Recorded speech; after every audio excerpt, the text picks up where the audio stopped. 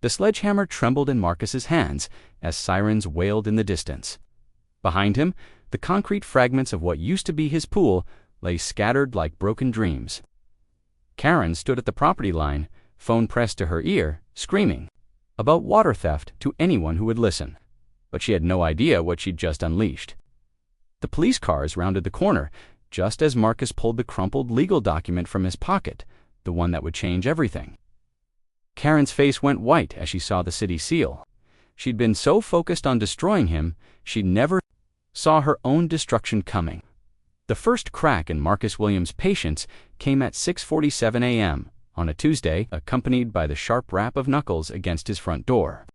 He'd been awake for 3 minutes, still fuzzy-headed from another restless night.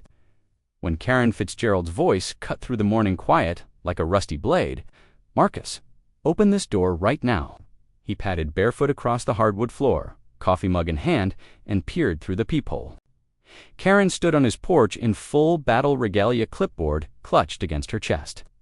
Reading glasses perched on her nose like armor, her silver hair shellacked into an impenetrable helmet.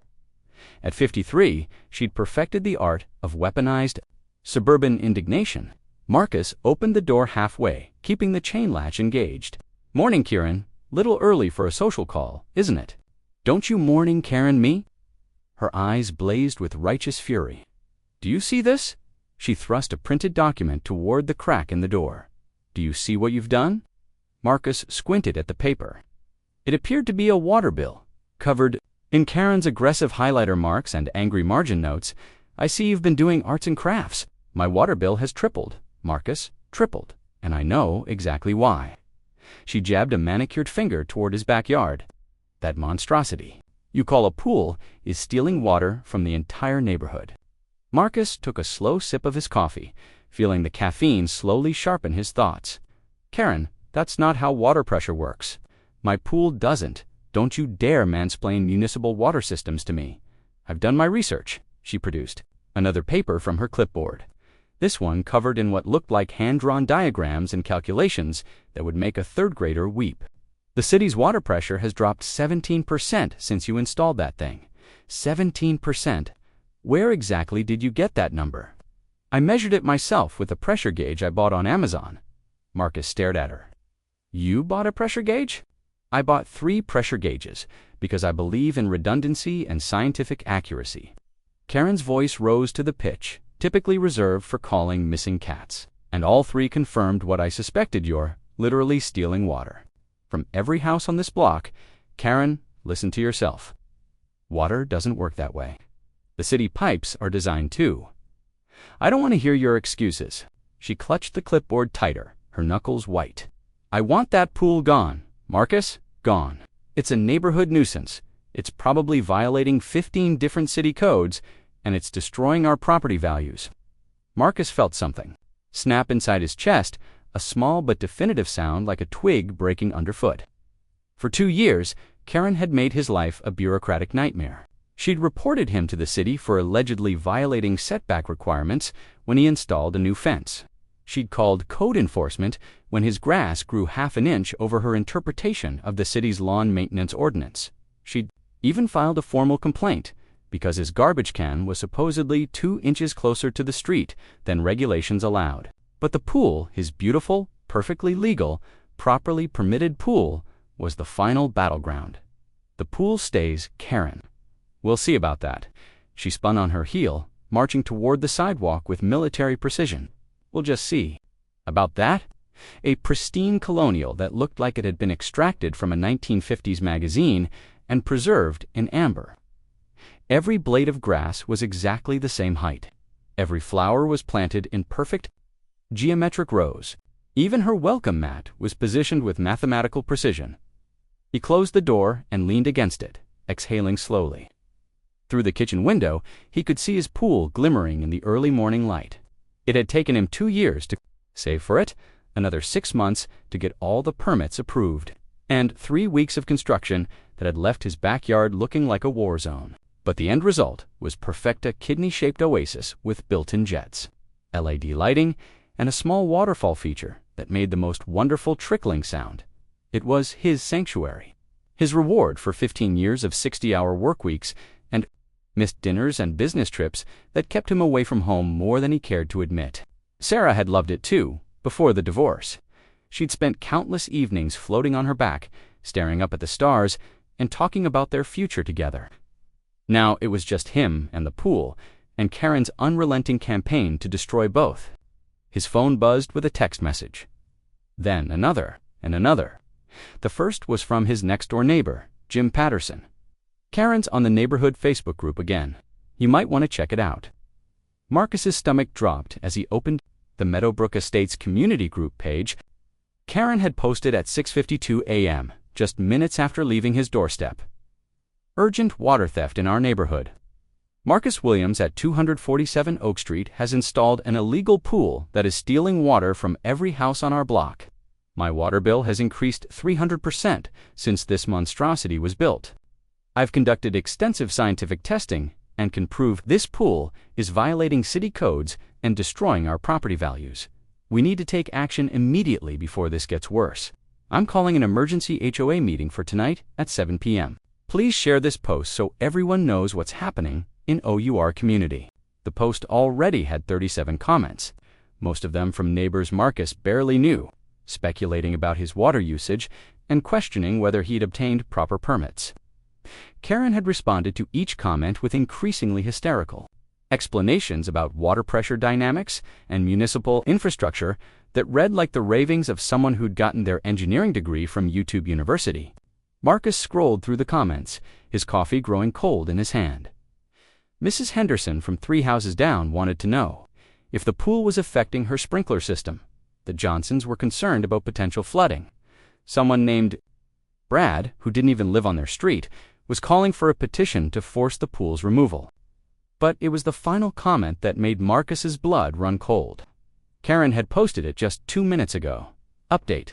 I've contacted the City Code Enforcement Office and filed a formal complaint. I'm also reaching out to the County Health Department about potential contamination issues and the EPA about improper water usage. This stops today. One way or another, that pool is coming out. Marcus set his phone down carefully, his hands shaking with barely controlled rage. For 2 years, he'd tried to be reasonable. He'd explained city regulations patiently. He'd shown her his permits. He'd even offered to pay for a water pressure test by a certified professional to prove his pool wasn't affecting anyone else's water supply. But Karen didn't want facts. She wanted war. His phone rang. The caller ID showed City Code Enforcement. Mr. Williams. This is Janet Kowalski from the city. We've received a complaint about an allegedly unpermitted pool at your address. We need to schedule an inspection within the next 48 hours. Marcus closed his eyes. The pool is properly permitted. I can provide all the documentation. I'm sure you can, sir, but we still need to conduct a physical inspection. The complaint alleges several potential violations, including improper drainage, setback issues, and concerns about structural integrity. When can we schedule this?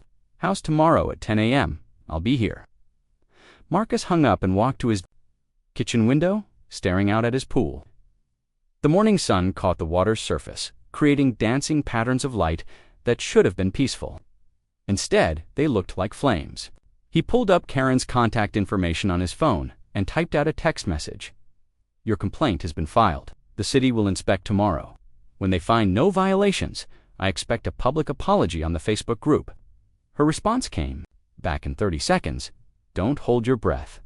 That's when Marcus made the decision that would change everything. He walked to his garage, pulled out his phone, and dialed the number he'd been avoiding for 6 months, his lawyer's office. Hi, Rebecca. It's Marcus Williams. Remember that harassment case we discussed? I think it's time to move forward. As he spoke, Karen appeared in her backyard, setting up what looked like a professional-grade camera on a tripod, pointed directly at his pool. She was documenting evidence for whatever fresh hell she was planning next. Marcus smiled grimly as he ended the call. Karen thought she was playing chess while he played checkers. She had no idea he'd been playing an entirely different game all along. The inspection tomorrow would vindicate him completely. But more importantly, it would give him exactly what he needed to end Karen's reign of terror once and for all. She'd finally pushed too far.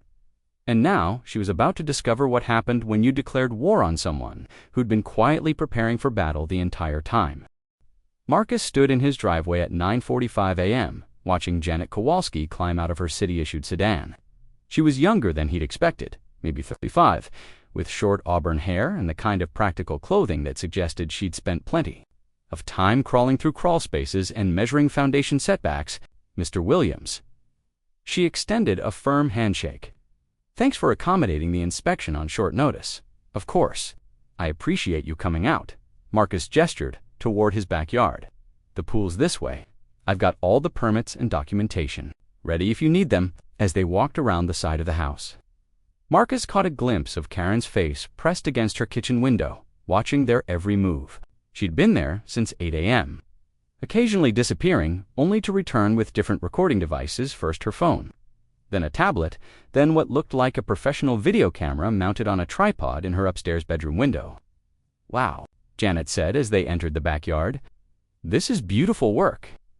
The pool curved gracefully around a small stone patio, its blue-tiled interior gleaming under the morning sun.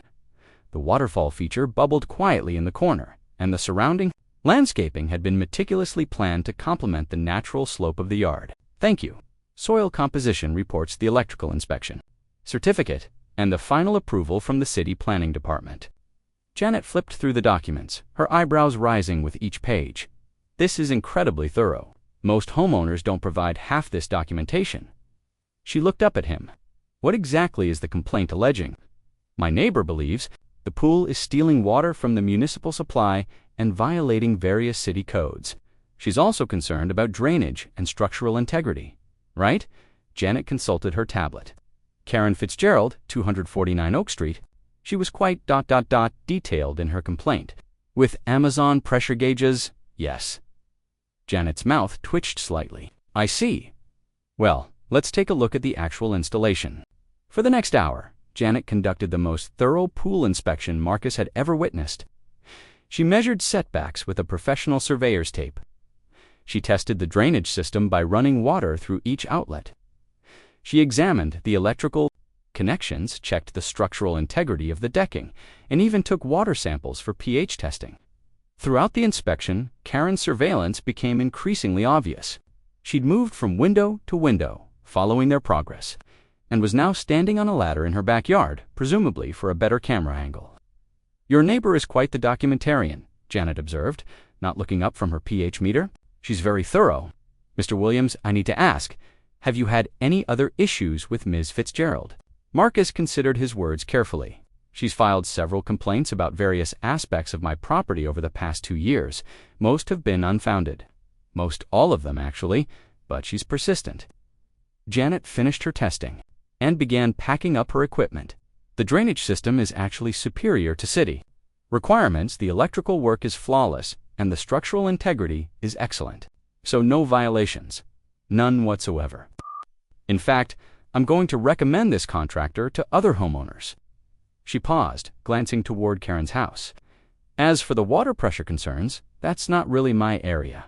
But I can tell you that residential pools don't work the way your neighbor described. The municipal water system is designed to handle much larger demands than a single pool.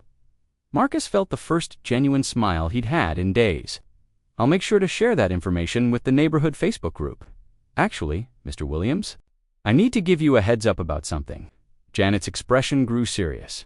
Ms. Fitzgerald called our office 3 more times yesterday after we scheduled this inspection.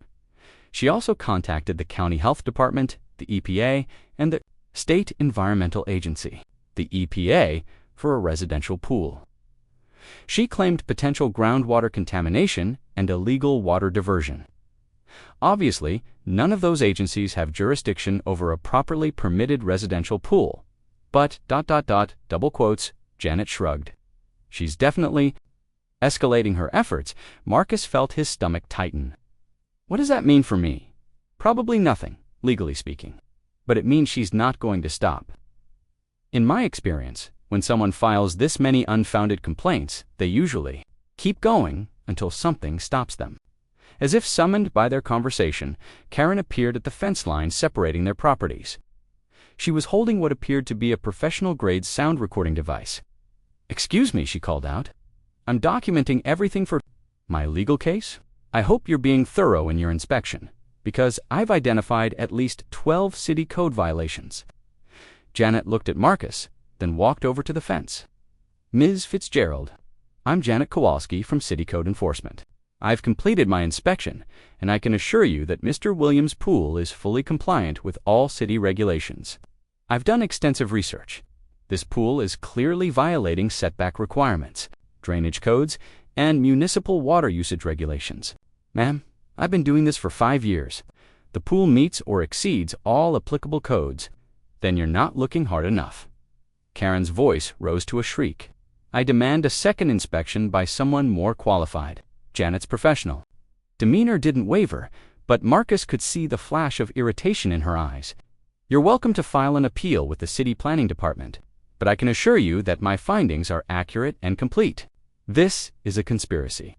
I know my rights, and I know when I'm being lied to. Ma'am, I'm going to ask you to lower your voice and step back from the fence." "I will not lower my voice. This is America, and I have the right to speak freely on my own property." Karen turned her attention to Marcus. "You think you've won something here. You have no idea what's coming. I've been documenting every violation, every lie, every cover-up. When I'm done with you, you'll be lucky if you can sell this house for half what you paid for it." Marcus stepped forward, his patience finally exhausted. "Karen, stop, just stop. You've been harassing me for 2 years over imaginary problems. The city inspector just confirmed that everything is legal and up to code. Isn't it time to move on? Karen's laugh was harsh and bitter. "You destroyed my quality of life with that monstrosity, and now you want me to move on. Not happening, Marcus, not ever. You'll receive the official inspection report within 48 hours via email. Everything's in order." She lowered her voice.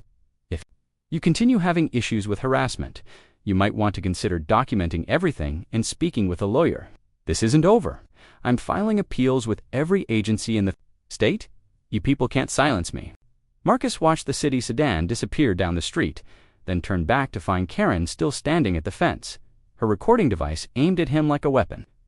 "You heard her," he said quietly. "Everything's legal. Everything's up to code. It's time to let this go." "Oh, Marcus, you still don't get it, do you? This was never about city codes or water pressure. This is about respect. This is about property values. This is about the kind of neighborhood we want to live in. What's that supposed to mean? It means that some people understand how to be good neighbors, and some people don't." She leaned closer to the fence, her voice dropping to a whisper. "You moved into our neighborhood and decided you could do whatever you wanted. Well, I'm here to teach you that actions have consequences. Are you threatening me, Karen? I'm promising you." She smiled again, that same cold expression. "By the time I'm done, you'll be begging to fill in that pool yourself." Karen turned and walked back toward her house, leaving Marcus standing, alone in his backyard, but as she reached her patio, she called back over her shoulder, "Oh, and Marcus, you might want to check your mailbox. I think you'll find today's delivery very interesting." Marcus felt ice form in his stomach as he walked to the front of his house. In his mailbox was a thick envelope from Henderson, Walsh and Associates, Karen's law firm. The return address made his hands shake as he opened it. Inside was a formal cease and desist letter, demanding immediate removal of his pool due to ongoing property damage, water theft, and diminished property values. The letter claimed that Karen had suffered, due to his reckless and illegal installation of an oversized water feature, but it was the final paragraph that made Marcus's blood run cold.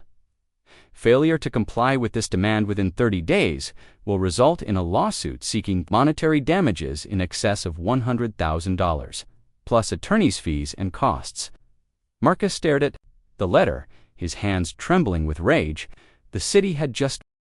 Rebecca Chen's law office occupied the top floor of a sleek downtown building, its floor-to-ceiling windows offering a panoramic view of the city. At 42, she had the kind of sharp intelligence that could dissect a legal argument in seconds, and the ruthless precision that had earned her a reputation as one of the state's most formidable civil litigation attorneys. Marcus sat across from her mahogany desk, the cease and desist letter spread between them like evidence of a crime. Rebecca had been reading it for 10 minutes, occasionally making notes in the margins with a gold pen that probably cost more than most people's monthly car payments. "This is amateur hour," she finally said, looking up with a slight smile. "Whoever wrote this clearly got their law degree from a Cracker Jack box, but they're threatening to sue me for $100,000. They're threatening a lot of things. That doesn't mean they can deliver." Rebecca leaned back in her leather chair. "Marcus, I've been practicing law for 18 years. I've seen frivolous lawsuits that could bankrupt small countries. This," she tapped the letter with her pen, "this is a temper tantrum, dressed up in legal language." Marcus felt some of the tension leave his shoulders. "So you don't think they have a case?" "I think they have exactly zero case. You have a city inspector's report confirming full compliance with all applicable codes. You have documentation showing proper permitting and approval. And from what you've told me, you have 2 years of documented harassment that would make any judge very unhappy." With Ms. Fitzgerald, Rebecca opened a thick file folder. "Which brings us to the reason I asked you to come in 6 months ago. I've been documenting Karen's behavior since our first conversation. Every complaint she's filed, every social media post, every interaction with city officials. It's quite a collection." She pulled out a stack of printed Facebook posts, city complaint forms, and what looked like surveillance photos. "Your neighbor has filed 17 separate complaints with various city agencies in the past 24 months. 0 have been substantiated. She's posted 43 separate attacks on you across social media platforms. And, according to my private investigator, she's been photographing your property an average of 12 times per day for the past 6 weeks. You hired a private investigator. I hired the best private investigator in the state. Meet Jennifer Walsh." Rebecca pressed a button on her desk intercom. "Jen, could you come in here, please?" A woman entered the office who looked like she could have been a soccer mom, complete with sensible shoes and a cardigan, but her eyes held the kind of sharp awareness that missed nothing. "Jennifer, show Marcus what you've discovered about our friend Karen." Jennifer opened her own folder and pulled out a series of photographs that made Marcus's stomach drop. They showed Karen crouched behind bushes with telephoto lenses, Karen on a ladder peering over fences, Karen with professional recording equipment pointed at his house from multiple angles. "She's been conducting surveillance on your property for 2 months, Jennifer said in a voice that was pleasant but businesslike. "I've documented over 400 instances of her photographing or recording your house, your yard, and your daily activities. That's legal stalking in this state. But there's more," Rebecca added. "Jennifer, tell him about the other neighbors. I interviewed 12 households in your neighborhood. 8 of them have received some form of harassment from Karen Fitzgerald. Over the past 3 years, the Hendersons were reported to code enforcement for having a tree that allegedly blocked her view of the sunrise. The Patel family was accused of running an illegal business because they had too many Amazon deliveries. The elderly couple at the end of the block was reported for noise violations because their air conditioning unit was supposedly 3 decibels. Over the legal limit, Marcus stared at the photos. "She's been doing this to everyone. Everyone who doesn't bow to her demands immediately," Jennifer confirmed. "But you're the first one who's fought back consistently. That's why she's escalated to legal threats." Rebecca gathered the papers and photographs into neat stacks. "Marcus, I need to ask you something important. How far are you willing to go to stop this?" "What do you mean?" "I mean that Karen Fitzgerald has been terrorizing your neighborhood for years, and you have the opportunity to end it permanently. But that means going on the offensive, not just playing defense." Marcus thought about the past 2 years, the sleepless nights, wondering what fresh hell Karen would unleash, the constant stress of checking his phone for new complaints, the way he'd started avoiding his own backyard because he knew she was watching and recording everything. "What are you suggesting?" Rebecca smiled, and for the first time since he'd met her, it wasn't entirely professional. "I'm suggesting we give Karen exactly what she's been asking for, a legal battle. Except, instead of playing by her rules, we play by mine." She pulled out a fresh legal pad and began writing. "We file a comprehensive harassment lawsuit against Karen for stalking, defamation, intentional infliction of emotional distress, and interference with your quiet enjoyment of your property. We seek monetary damages for the stress and financial costs she's caused you, and we get a permanent restraining order that prohibits her from photographing your property, posting about you on social media, or contacting any city agencies regarding your property. Can we do that legally?" Not only can we do it legally, we can win it, icily. Jennifer's documentation is ironclad, and Karen's own social media posts are confession enough for any judge. Rebecca's pen moved quickly across the paper. But here's the beautiful part. We don't stop there. She looked up at Marcus with the expression of a chess master who just spotted checkmate in 3 moves. We also file complaints with the city about her harassment of multiple neighbors, which could result in fines and criminal charges. We report her stalking behavior to the police, which creates an official record, and we sue her homeowners insurance company for coverage of her harassment activities, which will either force them to defend her or drop her coverage entirely. Marcus felt his pulse quicken. You can do all that? I can do all that before lunch on Friday. Rebecca's smile turned predatory. But the real masterpiece is what we do with the cease and desist letter. She held up Karen's legal threat. This document is going to become evidence in our lawsuit. It shows that even after being told by a city inspector that your pool is completely legal, she continued to make false claims and threaten frivolous litigation. Any judge will see this as proof of malicious intent. So we ignore her 30-day deadline. Oh, we don't ignore it. We respond to it. Rebecca began writing. Again, we send her a cease and desist letter of our own, demanding that she stop her harassment campaign immediately. We give her 7 days to comply, not 30, and we make it clear that if she doesn't comply, we'll not only sue her, we'll make sure every neighbor in your subdivision knows exactly what kind of person she really is. Jennifer spoke up. I should mention that Karen's husband filed for divorce 3 months ago. The proceedings are sealed, but my sources suggest it's contentious. She's already under significant financial and emotional stress. Marcus felt a flicker of sympathy, then remembered the past 2 years of hell. So this might push her over the edge. It might bring her to her senses, Rebecca corrected. Sometimes people need to understand that their actions have consequences before they'll change their behavior. Rebecca's assistant knocked on the door and entered with a stack of papers. Ms. Chent, the documents you requested are ready for signature. Perfect timing. Rebecca turned back to Marcus. I took the liberty of preparing everything while you were driving over here. If you want to proceed, we can file the harassment lawsuit today, request an emergency restraining order, and have Karen served with papers by tomorrow morning. Marcus looked at the legal documents, his heart pounding. For 2 years, he'd been reactive, always responding to Karen's latest attack. Now he had the chance to go on the offensive, to end this nightmare permanently. What happens if she doesn't back down?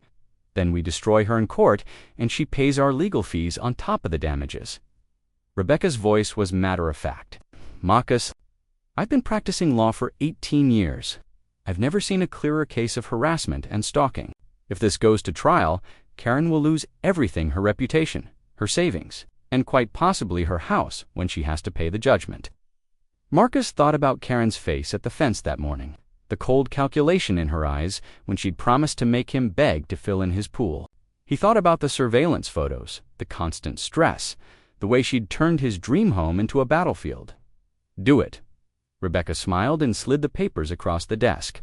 Initial here, here, and here. Sign at the bottom as Marcus. Signed his name, he felt something shift inside him, a sense of power returning, of taking control of his own life. For 2 years, Karen had dictated the terms of their conflict. Now it was his turn. When will she be served?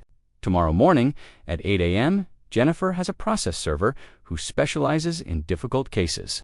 Rebecca gathered the signed documents. I should warn you, Marcus, Karen is not going to take this well. She's going to escalate before she gives up. What do you mean? I mean that when someone like Karen realizes they're losing control. Marcus could hear the shouting from 3 blocks away. As he turned onto Oak Street, he saw the crowd, first at least 20 neighbors, clustered on the sidewalk in front of his house. Phones out, recording whatever spectacle was unfolding. He saw the police cars. 3 of them, lights flashing, parked at various angles as if the officers had arrived in a hurry. Jim Patterson spotted him first and jogged over his face, a mixture of concern and barely suppressed excitement. Marcus, thank God you're here. She's completely lost it. What happened? See for yourself. Jim pointed toward Marcus's backyard, where Karen stood waist-deep in his pool, fully clothed, holding what appeared to be a sledgehammer above her head. Marcus stared in disbelief. Is she in my pool? She's been in there for 40 minutes, said Mrs. Henderson, appearing at his elbow with her own phone trained on the scene. Started with a shovel, trying to dig up your pool deck. When that didn't work, she went to her garage and came back with the sledgehammer. She just walked into my backyard and got in my pool. Broke through your gate with bolt cutters, Jim explained. We called the police when she started screaming about water theft and municipal conspiracies. The whole neighborhood could hear her. Marcus pushed through the crowd of neighbors and approached the police perimeter. Officer Martinez, whom he recognized from a neighborhood watch meeting, looked up from his notepad. Mr. Williams, this is your property. Yes, sir. That's my pool she's standing in. We've been trying to talk her out for 30 minutes. She claims you've been stealing water from the entire neighborhood and that she's conducting a citizen's arrest on your pool. Marcus looked past the officer to where Karen stood in the shallow end, soaking wet, her usually perfect hair plastered. To her head, she was ranting at the other officers, gesturing wildly with the sledgehammer. Documented proof of municipal water theft. 17% pressure drop across 6 measurement points. This man is a criminal, and I'm performing a legal citizen seizure under Code 47B of the Municipal Water Authority regulations. Ma'am, Officer Johnson called from the pool's edge, there is no code for 7B, and you can't perform a citizen's arrest on a swimming pool. Don't tell me what codes exist. I've researched every statute, every regulation, every municipal ordinance in this county.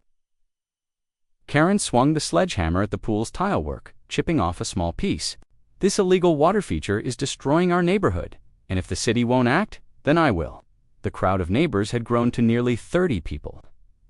Marcus recognized most of them the Patels from 2 houses down, the elderly from the corner lot, even the teenage Martinez twins, who usually stayed glued to their video games. Everyone was recording, their phones creating a sea of digital witnesses to Karen's complete psychological breakdown. Has she actually damaged anything? Marcus asked Officer Martinez. A few tiles, part of your gate, and she destroyed about 10 feet of your hedge when she was trying to drain the pool with a garden hose. The officer consulted his notes. We're looking at trespassing, vandalism, destruction of property, and possibly assault with a deadly weapon if she keeps swinging that sledgehammer around. I want to press charges. Figured you would? Officer Martinez keyed his radio. Dispatch, we're going to need the crisis intervention team out here, and probably animal control. Animal control. She's been claiming your pool is contaminating the groundwater and killing neighborhood pets. Mrs. Henderson's cat died last month of old age. According to the vet, but your neighbor is convinced it was pool chemical poisoning. In the pool, Karen had moved to the deep end and was now attempting to strike the underwater lighting fixtures with the sledgehammer. The water resistance made her swings slow and ineffective, but she kept trying, muttering angrily with each failed attempt. The LED conspiracy runs deeper than anyone realizes. She shouted to no one in particular. Pool lights, street lights, traffic lights, it's all connected. They're monitoring our water usage through the electrical grid. Mrs. Patel leaned over to Marcus. She came to our house this morning at 6 a.m., demanding to test our water pressure. When my husband said no, she accused us of being part of some kind of municipal cover-up. She showed up at our place, too, added Tom Kowalski, the elderly man from the corner house. Wanted to examine our water meter for tampering evidence. I told her to get off my property, and she started yelling about constitutional rights and citizen investigations. Marcus felt his phone buzzing and saw Rebecca's number. I just got a call from a reporter asking about a domestic disturbance at your address. Please tell me Karen hasn't done something monumentally stupid. She's standing in my pool with a sledgehammer, claiming she's performing a citizen's arrest on my pool for water theft. There was a long pause. I'm sorry, what? She broke into my backyard, got in my pool fully clothed, and is trying to destroy it with a sledgehammer while ranting about LED conspiracies and municipal cover-ups. Oh, this is perfect. Rebecca's voice took on the tone of a predator scenting wounded prey. Absolutely perfect. Don't interfere with the police, don't engage with her directly, and make sure you get copies of all police reports. Karen just handed us the best evidence we could have asked for. Evidence of what? Mental instability, property destruction, and complete disregard for the law. No judge in the state will listen to her complaints about your pool after seeing video of her standing in it with a sledgehammer. Marcus watched as 2 more police cars arrived, followed by what looked like a crisis intervention van. Karen's voice had grown hoarse from shouting, but she continued her aquatic rampage, now attempting to chip away at the pool's coping stones. "The water authority is in on it," she screamed at the growing crowd. "They've been monitoring all of us through smart meters and pressure sensors. Marcus Williams is just their front mantha. Real conspiracy goes all the way to City Hall." Officer Martinez approached Marcus again. "Sir, we're going to need to clear the area and bring in some specialists. Your neighbor appears to be having some kind of psychological episode. Is she going to be arrested? Eventually, yes. But first, we need to get her out of your pool safely. She's been in there for almost an hour, and the water temperature is starting to affect her." Indeed, Marcus could see that Karen's lips were beginning to turn blue, and her movements were becoming more erratic and unsteady. The sledgehammer slipped from her hands twice as she tried to swing it at the pool's filtration intake. "The chemicals," she suddenly shrieked, looking down at the water around her. "The pool chemicals are in my bloodstream. This is attempted murder." Attempted murder. The crisis intervention team had arrived 2 specialists in civilian clothes, who approached the pool's edge with the kind of calm authority that suggested they'd dealt with similar situations before. "Ma'am, my name is Dr. Sarah Chen. I'm here to help you. Can you tell me your name?" "My name is Karen Fitzgerald, and I'm conducting a legal investigation into municipal water theft." Karen's voice was becoming increasingly slurred. "This pool is evidence in a federal case." "Okay, Karen, I understand you're concerned about the water situation, but it's getting cold out here, and you've been in that water for a long time. Why don't you come out, and we can discuss this somewhere warm? I'm not leaving until this illegal water feature is destroyed." Karen raised the sledgehammer again, but her movements were slow and uncoordinated. 20 years I've lived in this neighborhood. 20 years of perfect property maintenance and community standards. Then he moves in and destroys everything." She pointed the sledgehammer at Marcus with shaking hands. "You think you can just do whatever you want? You think your money and your lawyers can protect you? Well, I'm going to make sure everyone knows what you really are." The crowd had grown larger, and Marcus could see people filming from second-story windows up and down the street. This was going to be all over social media within minutes, probably making the local news by evening. Dr. Chen continued her patient approach. "Karen, I can see you're upset about the neighborhood changes, but standing in that cold water isn't going to solve anything. You're starting to show signs of hypothermia. Please come out so we can talk about this properly. Hypothermia is just what they want you to think." Karen's teeth were chattering now. "It's the pool chemicals. They're designed to incapacitate anyone who tries to expose the water theft conspiracy." She took another swing at the pool's edge, but the sledgehammer slipped from her numb fingers and splashed into the water. Karen stared at it for a moment, then began laughing a high, hysterical sound that made everyone in the crowd take an involuntary step backward, you see. She called out to the assembled neighbors. "The pool doesn't want to be destroyed. It's protecting itself. This proves everything I've been saying."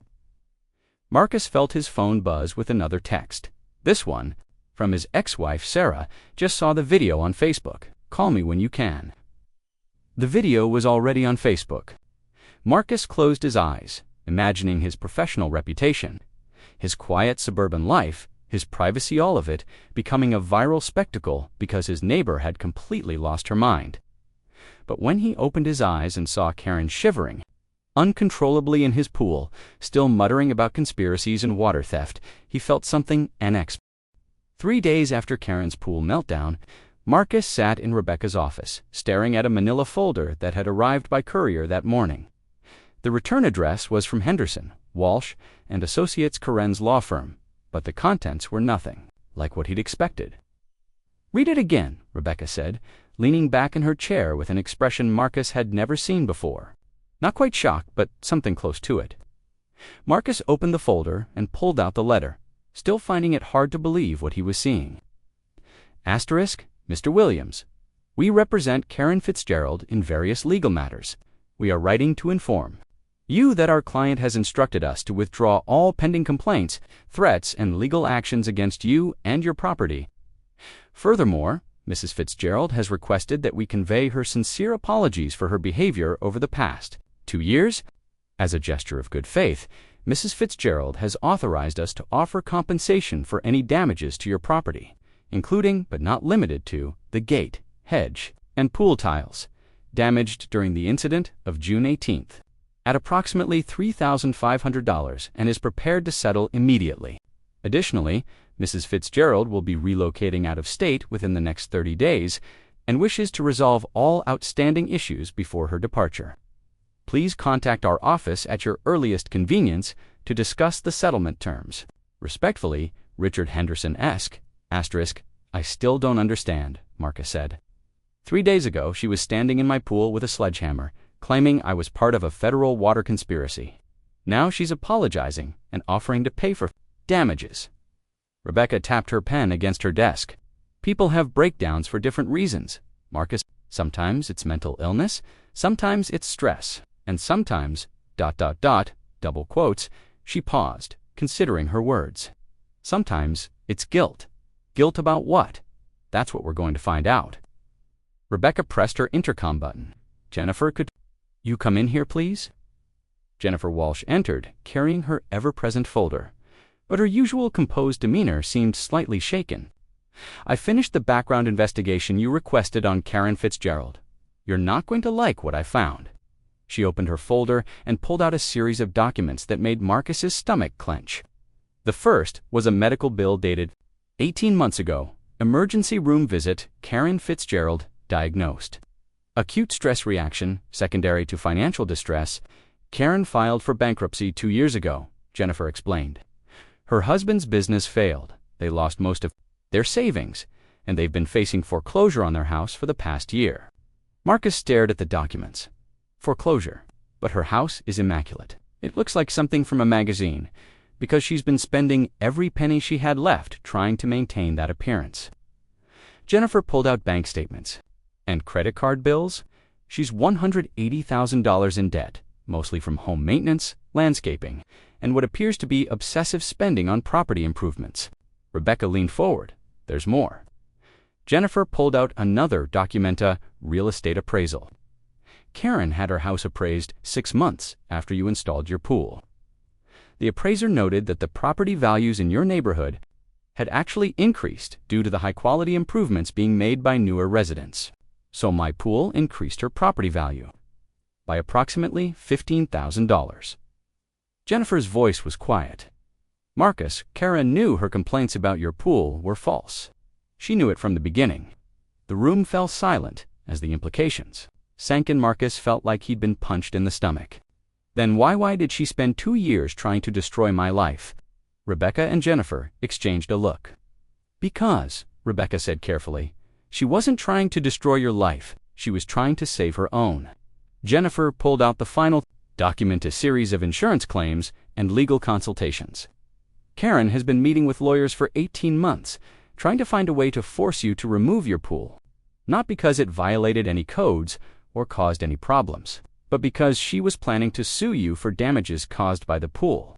What damages? Freight damages, fraudulent claims about property destruction, health issues, decreased property values, anything she could think of to justify a lawsuit big enough to save her house. Jennifer's voice carried a note of disgust. She's been documenting everything, taking photos, creating false evidence, all in preparation for a lawsuit that would have been completely fraudulent. Marcus felt the blood drain from his face.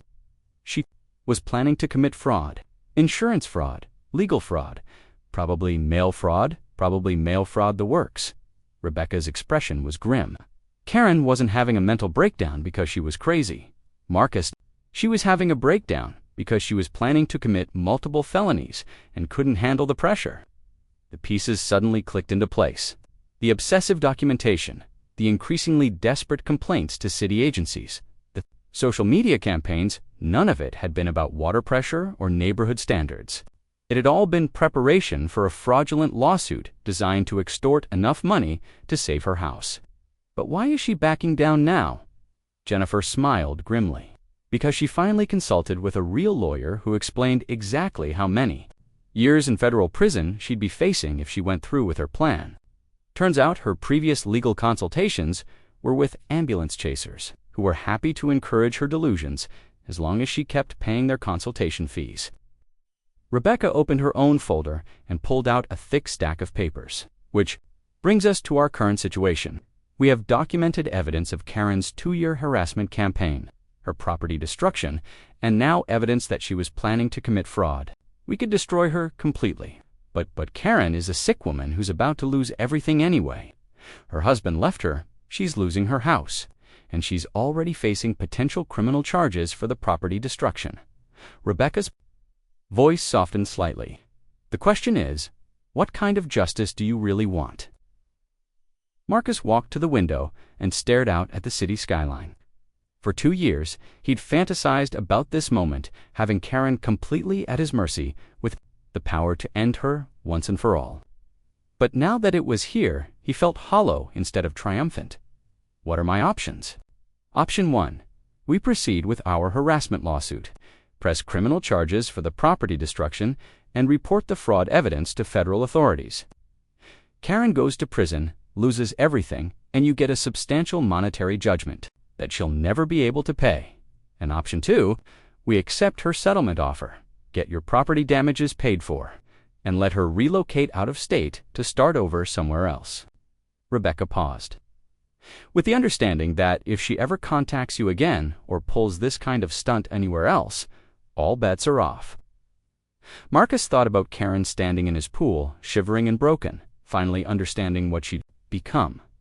He thought about her perfect house that was apparently a desperate facade, hiding financial ruin. He thought about 2 years of harassment that had been motivated not by principle, but by desperation. There's a third option, isn't there? Rebecca raised an eyebrow. What do you mean? I mean, Karen is going to lose her house anyway. She's facing bankruptcy, possible criminal charges, and a divorce. She's already lost everything that mattered to her. What if we offered her a way out that didn't involve destroying her completely? Marcus, Rebecca said carefully, this woman has tormented you for 2 years. She was planning to commit fraud against you. She broke into your property and tried to destroy it with a sledgehammer. Why would you want to help her? Marcus was quiet for a long moment, thinking about something his father had told him years ago. The true measure of a man isn't how he treats his enemies when he's powerless. It's how he treats them when he has all the power. Because, he said finally, someone needs to break the cycle. He walked back to Rebecca's desk and picked up Karen's settlement letter. Set up a meeting with her lawyers. I want to make a counteroffer that's going to surprise everyone. Rebecca and Jennifer stared at him. What kind of counteroffer? Marcus smiled, and for the first time in months, it felt genuine. The kind that's going to give Karen exactly what she's been fighting for all along. A chance to save her house and her dignity, just not the way she expected. As he walked toward the door, Rebecca called after him. Marcus, are you sure about this? Because once we go down this road, there's no going back. Marcus paused at the doorway, thinking about Karen's last words. In the pool, I just wanted things to stay the same. I'm sure, he said, but we're not going back. We're going forward, all of us. And for the first time since this entire nightmare began, Marcus felt like he was finally doing the right thing. The conference room at Henderson, Walsh and Associates felt like a courtroom waiting for a verdict. Karen sat at one end of the polished mahogany table, flanked by her lawyers, looking smaller and more fragile than Marcus had ever seen her. Her usual armor of perfect hair and makeup had been replaced by the hollow-eyed appearance of someone who hadn't slept in days. Marcus sat across from her with Rebecca at his side, a manila folder between them containing the proposal that would determine both their futures. Neither he nor Karen had spoken since entering the room 20 minutes ago. Richard Henderson, Karen's attorney, cleared his throat nervously. Mr. Williams, my client is prepared to accept full responsibility for her actions and compensate you for all damages as outlined in our previous correspondence. We're hoping to resolve this matter quickly and amicably. Rebecca opened the folder and pulled out a single sheet of paper. My client has reviewed your offer, and he'd like to make a counter-proposal. She slid the document across the table to Henderson, whose eyebrows rose as he read. Karen watched his expression change from confidence to confusion to something approaching shock. I'm sorry, Henderson said, looking up at Marcus. I think there's been some kind of mistake. This document appears to be an offer to purchase my client's house. There's no mistake, Marcus said quietly. I'm offering to buy Karen's house for $20,000 above the current market value, with the understanding that she can remain in it as a tenant for up to 1 year while she gets back on her feet. The room fell completely silent. Karen stared at Marcus as if he'd grown a second head. "I don't understand," she whispered. Marcus leaned forward, his voice gentle but firm. "Karen, I know about the bankruptcy. I know about the foreclosure. I know you've been fighting me for 2 years, not because you actually believed I was stealing water, but because you were desperate to save your house." Karen's face crumpled, and for a moment Marcus thought she might cry. Instead, she straightened, her shoulders with visible effort. "I don't want your pity. This isn't pity. This is a business proposition. I've been looking for an investment property in this neighborhood for months. Your house is beautifully maintained, it's in the perfect location, and it would make an excellent rental property." Henderson studied the paperwork with the intensity of someone looking for a trap. The terms seemed unusually generous. "They are generous," Rebecca agreed. "My client is offering to pay off the existing mortgage, cover all closing costs, and provide Mrs. Fitzgerald with a 1-year lease at below-market rent. In return, she agrees to maintain the property to current standards and refrain from any further legal action or harassment." Karen finally found her voice. "Why? After everything I've done to you, why would you help me?" Marcus was quiet for a long moment, choosing his words carefully. "Because I learned something about you in that pool, Karen. Things to stay the same. You wanted your neighborhood to stay perfect." He paused. "The truth is, I want the same thing. I moved here because this is a good neighborhood with good people. And good people sometimes make bad choices when they're scared and desperate. But I tried to destroy you. I was planning to." Karen's voice broke. "You know what I was planning to do. I know what you were considering. I also know you didn't go through with it." Marcus leaned back in his chair. "Karen, you spent 2 years fighting me because you thought I was going to ruin your neighborhood. But the real threat to this neighborhood isn't new pools or property improvements. It's people being so afraid of change that they turn on each other." He gestured toward the window where Oak Street was visible through the blinds. "I want to live in a place where neighbors help each other instead of trying to destroy each other, where someone going through a rough patch gets support instead of judgment, where mistakes can be forgiven instead of punished forever." Karen stared at him, tears finally starting to fall. "I don't deserve this. Maybe not, but that's not really the point, is it?" Marcus slid the contract across the table. "The point is what we do next. You can take this offer, keep your house, and have time to rebuild your life. Or you can refuse it and lose everything to the bank in 3 weeks." Henderson leaned over to whisper urgently in Karen's ear, but she waved him away. "Marcus, if I accept this, what happens to your lawsuit? What happens to the criminal charges?" Rebecca spoke up. "The harassment lawsuit gets dropped. The criminal charges.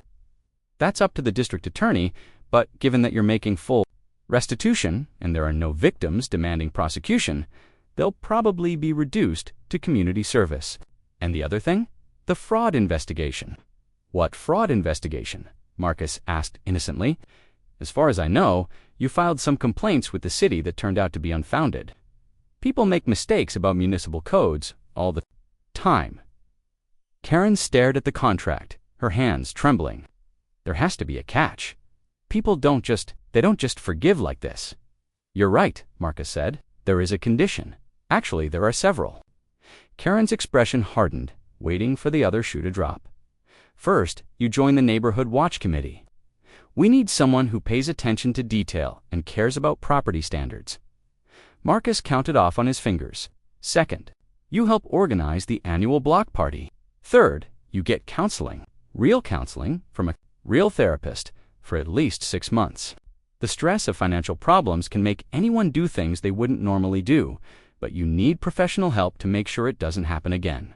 "And fourth?" Karen asked weakly. Marcus smiled. "Fourth, you teach me how to maintain my lawn to your standards. Because honestly, Karen, your yard is absolutely perfect, and I have no idea how you do it." The room was silent for nearly a minute. Henderson kept looking between the contract and his client as if trying to solve a puzzle. Rebecca watched Marcus with the expression of someone seeing a magic trick she couldn't quite figure out. Finally, Karen spoke. "You're serious? You're actually serious?" Dead serious, but why? I need to understand why. Marcus thought about the question for a long moment. Because 2 years ago, you told me that actions have consequences. You were right, but you only told me half the story. He looked directly into her eyes. Good actions have consequences too, and I'd rather live in a world where the consequences of kindness outweigh the consequences of cruelty. Karen picked up the pen with shaking hands. If I sign this, does that mean we single quotes friends?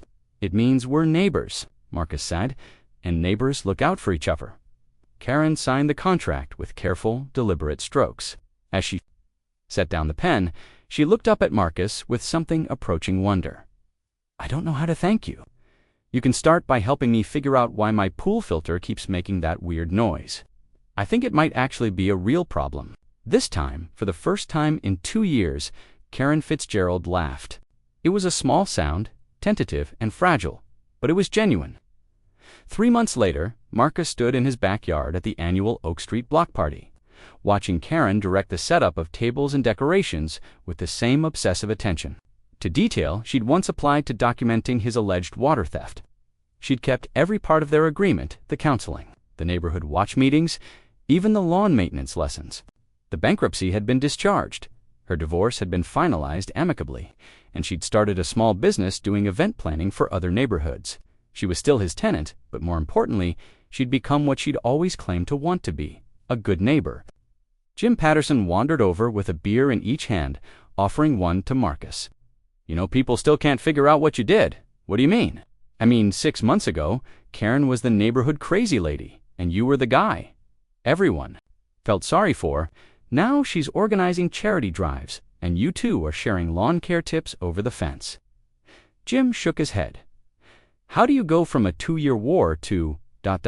this? Marcus watched Karen carefully arranging the dessert table, making minute adjustments to ensure perfect spacing between the plates. Sometimes the best way to win a war is to find a way for everyone to win. That's very philosophical of you. Rebecca calls it enlightened self-interest. I call it common sense. Marcus took a sip of his beer. Karen's actually an amazing neighbor when she's not terrified of losing everything. And I'd rather live next to amazing Karen than terrified Karen. What about the pool? Does she still think you're stealing water? Marcus grinned. She installed a pressure gauge system that monitors the entire block. Turns out the actual water pressure problem was a corroded valve 3 streets over. The city fixed it last month, and Karen takes full credit for identifying the issue. Jim laughed. Of course she does. As the sun set over Oak Street, Marcus looked around at his neighbors' kids playing in the street, adults sharing stories and laughter, teenagers actually talking to each other instead of staring at their phones.